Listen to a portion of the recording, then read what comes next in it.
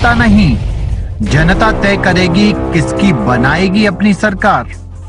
चुनाव से पहले चुनाव की बात।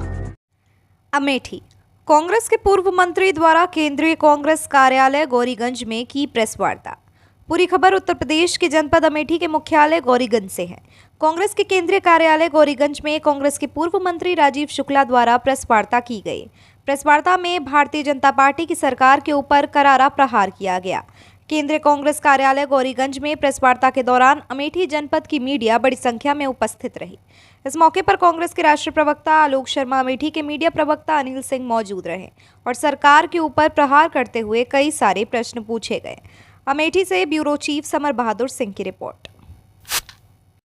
हमारे बीच में पूर्व केंद्रीय मंत्री माननीय राजीव शुक्ला जी सांसद महोदय प्रेस को संबोधित करने के लिए आप लोगों के बीच में आए हैं।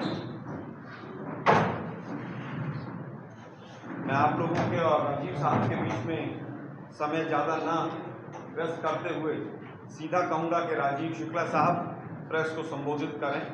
हमारे बीच में हमारे साथ अनिल जी भी, राजेश तिवारी जी भी, हमारे सीनियर लीडर्स भी हैं। सभी का धन्यवाद। माननीय राजीव शुक्ला जी।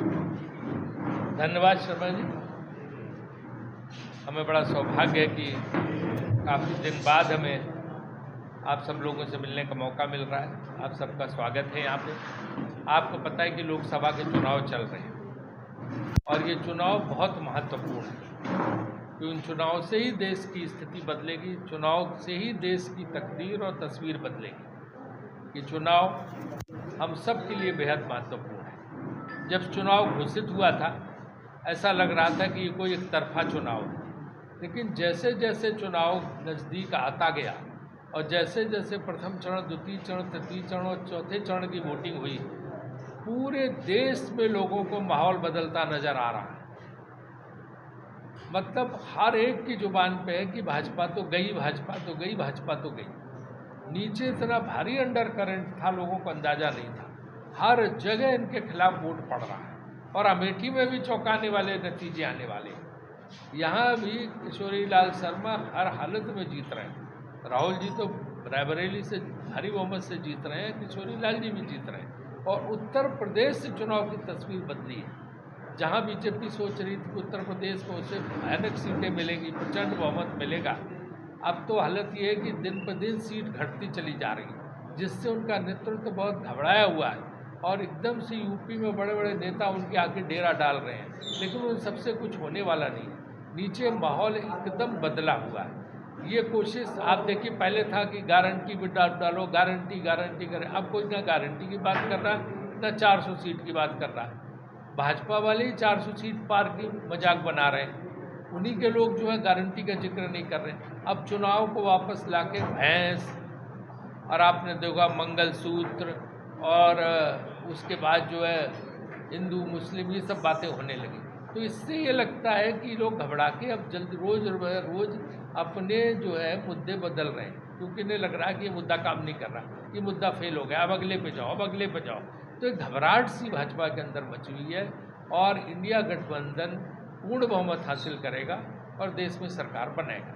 ये बिल्कुल स्पष्ट नज़र आ रहा है और हम तो सब जगह जा रहे हैं पूरे देश में, और मुझे ये लग रहा है कि इस बार तो भाजपा निश्चित रूप से गई। अब आपको कोई प्रश्न उसी दिन तय हुआ कि जब बहुमत होगा तो हम लोग आपस में मिल बैठ के प्रधानमंत्री का चयन कर लेंगे। हमेशा जब गठबंधन ऐसे बने हैं तो उनमें प्रधानमंत्री पहले घोषित नहीं होता।